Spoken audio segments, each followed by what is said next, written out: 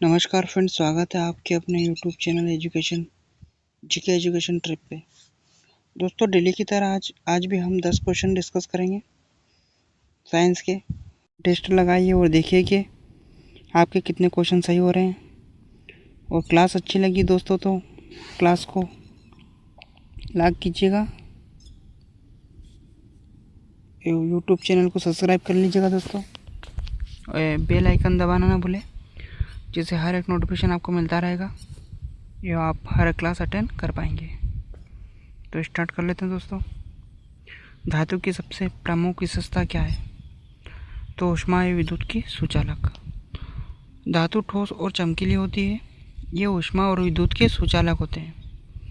धातुएं तन्य होती है, धातुएं ठोस होती है, लेकिन सोडियम, लिथियम, पोटेशियम मुलायम होती है, जिसे चाकू से काटा जा सकता है।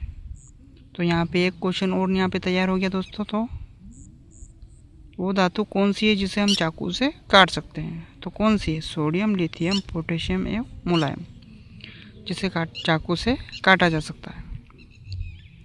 धातुएं कमरे के तापमान पर ठोस होती है, लेकिन पारा, मरकरी द्रव अवस्था में पाया जाता है। सामान्यतः धातुएं विद्युत और ऊष्मा के सुचालक होते हैं, लेकिन यहाँ पे कुछ अपवाद है दोस्तों। सीसा है और मरकरी, पीवी और एचजी यहाँ पे कुचालक होते हैं। नेक्स्ट क्वेश्चन देख लेते हैं दोस्तों। निम्न में से कौन सा अधातु है? तो यहाँ पे सल्फर, जिसे हम गंधक के नाम से भी जानते हैं, एक अधात्विक रासायनिक तत्व है जिसका संकेत S और परमाणु क्रमांक 16 होता है। यह प्रकृति में चमकीले पीले रंग के ठोस पदार्थ के रूप में पाया जाता है और मानव शरीर, पौधों और औद्योगिक उत्पादन के लिए एक बेहद महत्वपूर्ण तत्व है। फिर ये दोस्तों नेक्स्ट क्वेश्चन। निम्न में से कौन सी धातु कमरे के ताप पर द्रव अवस्था में होती है? तो कमरे के ताप पर द्रव अवस्था में यहाँ पे मरकरी को बोला जाता है, जिसे बोलचाल की भाषा में पारा भी कहा जाता है। यह एक रासायनिक तत्व है। प्रतीक है दोस्तों Hg, परमाणु क्रमांक है 80। यह प्रकृति में एक चमकीली चांदी जैसी सफ़ेद विषैली धातु है जो सामान्य कमरे के तापमान पर तरल अवस्था में होती है।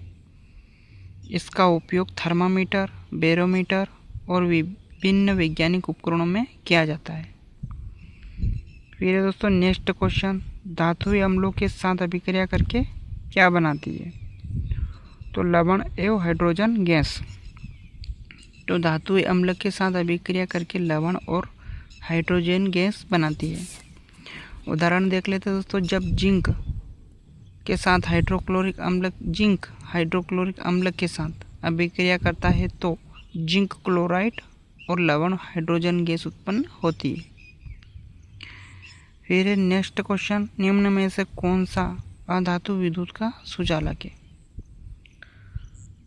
तो है ग्रेफाइट। ग्रेफाइट में प्रत्येक कार्बन परमाणु केवल 3 कार्बन परमाणु से सहसंयोजक बंधों द्वारा जुड़ा रहता है तथा जिस कारण इसमें षटकोणीय जाल की परतें बनाते हैं, इसमें कार्बन परमाणु के बीच की दूरी अधिक होती है। परतों के मध्य इस दूरी के कारण विपरीत परतों में स्थित कार्बन परमाणु के बीच सहसंयोजक बंधों के बनने की संभावना समाप्त हो जाती है। फिर नेक्स्ट क्वेश्चन दोस्तों। धातुओं में चमक होने का गुण क्या कहलाता है? तो धात्विक चमक।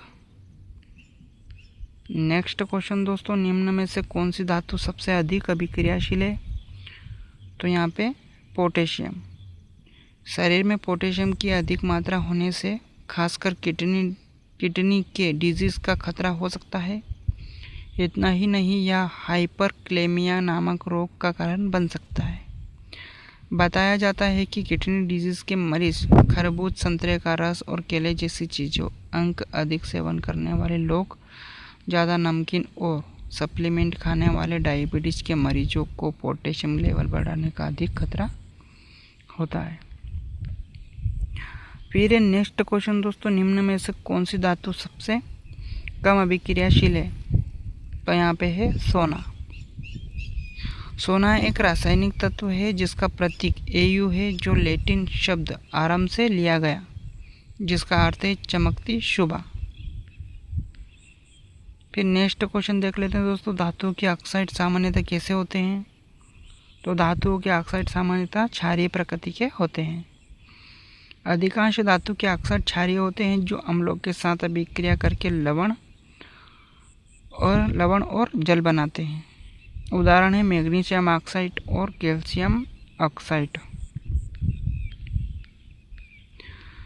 फिर नेक्स्ट क्वेश्चन दोस्तों, स्टेनलेस स्टील में लोहे के साथ कौन सी अन्य धातुएं मिलाई जाती है? तो स्टेनलेस स्टील में दोस्तों यहाँ पे क्रोमियम और निकेल के साथ लोहा मिलाया जाता है, तब जाके यहाँ पे स्टेनलेस स्टील बन के तैयार होती है। जब लोहे को क्रोमियम और निकेल के साथ मिलाया जाता है तो स्टेनलेस स्टील बनता है। क्रोमियम धातु इसे जंग से बचाती है और निकेल इसे मजबूती और चमक प्रदान करता है।